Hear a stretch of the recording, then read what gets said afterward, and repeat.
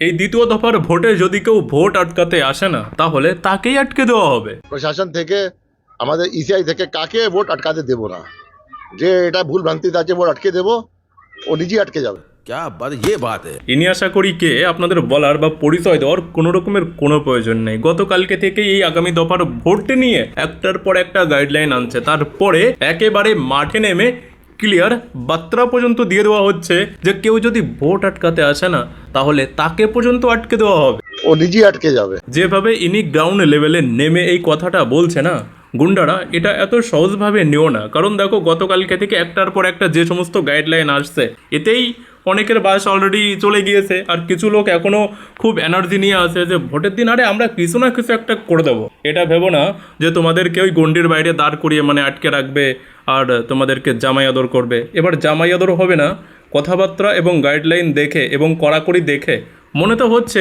জামাই আদর নয়, সেনার যে ওই যে কাঁধে ঝোলানো থাকে না, সেটা দিয়ে জামাই ষষ্ঠীও করা হতে পারে। মানে একবার ভাবুন, গতকালকে ডিজি স্যার যেভাবে এই ভিডিও পোস্ট করে ক্লিয়ার বার্তা দিয়েছে, তারপরে আবার গ্রাউন্ড লেভেলে নেমে ইনি ক্লিয়ার বার্তা দিচ্ছে যে কেউ ভোট আটকাতে আসলে তাকেই আটকে দেওয়া হবে। এবার ভেবে নিন কোন আটকে দেওয়ার কথা বলা হচ্ছে। বাকি তো আপডেট একটার পর একটা আসতেই থাকছে, চিন্তা করবেন না, আপডেট আমি আপনাদেরকে দিতে থাকবো। তবে যারা এখনও ফলো করেননি করে নিন।